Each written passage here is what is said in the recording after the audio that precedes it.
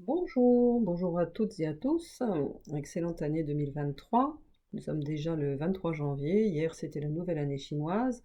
Donc, excellente année du lapin d'eau, qui est la nouvelle année que nous entamons sous le signe de la prospérité, de la paix et de la richesse. Donc, je vous souhaite tout cela, bien évidemment, à chacun d'entre vous et à moi-même.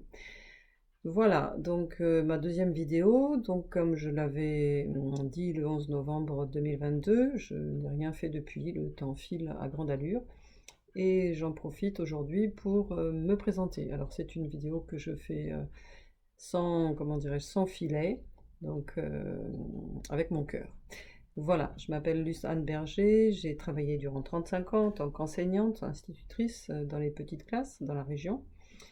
Et parallèlement à cela, j'ai développé 3 ou 4 pôles d'intérêt dont effectivement je voudrais vous faire profiter, si je peux, pour ceux qui auraient envie de me suivre. Le premier pôle était l'attirance pour tout ce qui était culture tibétaine, parce que très jeune, j'ai lu les livres de Lobsang Rampa, Le Troisième Œil, je ne me souviens plus des titres, mais en tout cas, j'avais lu toute une série. Voilà, c'était pas un grand auteur aujourd'hui, paraît-il. En tout cas, moi, il m'a inspiré dès l'âge de mes 10 ans. Plus tard, on m'a offert le livre tibétain de la vie et de la mort, donc ça a été aussi un grand bouleversement. Et puis j'étais à la rencontre de lamas tibétains, de grands maîtres tibétains. J'ai suivi quelques enseignements pendant une bonne quinzaine, voire une vingtaine d'années, de façon éparse. Donc cela m'a fortement imprégné. Aujourd'hui, j'anime une association de méditation quand je le peux, de façon très irrégulière, mais voilà, j'aime partager et quand on médite ensemble, c'est encore plus fort. Donc ça, c'est le premier pôle de ce que je pourrais vous partager avec vous, en fait. Le deuxième pôle, bien, ça a été là, malgré moi, puisque j'aimais beaucoup le Tibet, mais du coup, je me suis aussi penchée vers la Chine. J'ai appris la médecine traditionnelle chinoise. J'ai eu mon diplôme en 2007 et je suis allée 2 fois en Chine pour voir comment ils pratiquaient là-bas. J'ai eu cette chance même d'aller jusque dans le Kham, qui est une des provinces anciennement tibétaines, où il y avait ces fameux concours de chevaux, les chevaux du vent. Ça a été, je crois, un point d'orgue dans ma vie à 45 ans. Ça a été très court mais très fort. Je suis revenue avec des images plein la tête. Ça a été un magnifique voyage que j'ai été faire au départ avec un groupe pour apprendre la médecine traditionnelle dans des cliniques et puis toute seule, accompagnée malgré moi par une deuxième personne qui s'est jointe à moi, mais initialement c'était un voyage que je voulais faire toute seule. Voilà, donc la médecine traditionnelle chinoise qui nous apporte beaucoup de choses sur le plan de la santé. J'apprécie beaucoup cet art puisqu'il nous apprend à être autonome finalement dans notre lien avec notre propre corps, avec notre propre condition physique. La santé vient de sanis, qui veut dire être sain. Être sain physiquement, être sain mentalement. Donc il y a aussi des, euh, des moyens pour l'être, que ce soit par le biais de la méditation, par le biais de l'alimentation ou autre. Donc ça, c'est mon deuxième pôle d'intérêt. Le troisième pôle, eh bien, était récent, puisqu'il s'agit du neurofeedback dynamique neurooptimale et de tout ce qui touche un petit peu aux neurosciences et au cerveau. Voilà, ça, j'ai ouvert mon cabinet depuis 7 ans maintenant, un cabinet de bien-être dans lequel je propose des séances de neurofeedback et autres soins, dont les massages Chin et Tsang, le massage du ventre, le massage avec des ventouses, etc.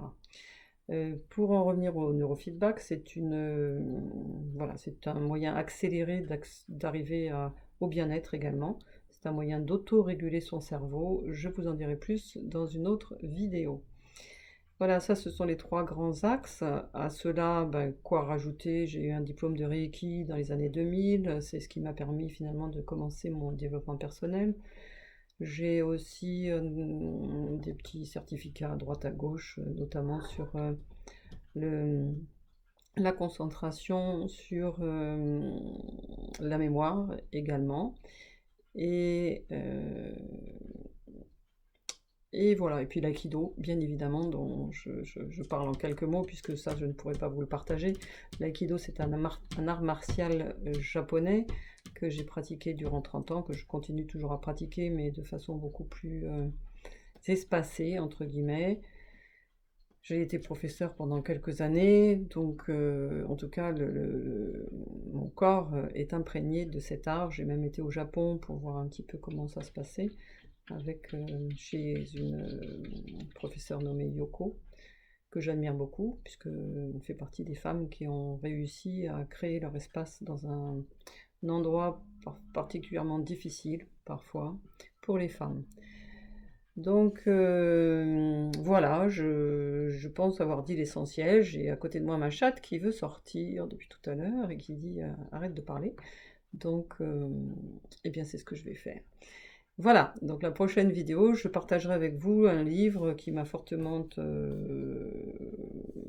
impressionné, qui m'a fortement attiré quand j'étais dans mes premières années de développement personnel, L'Aigle et le chat bouddhiste. Donc c'est un petit livre dont je vous parlerai la prochaine fois. Voilà, eh bien je vous souhaite à tous une excellente fin de journée et puis j'espère ne pas vous avoir trop ennuyé avec cette présentation, mais je pense que c'était incontournable que vous sachiez qui est derrière donc ce visage. Voilà, eh bien bonne fin de journée à toutes et à tous et à la prochaine fois.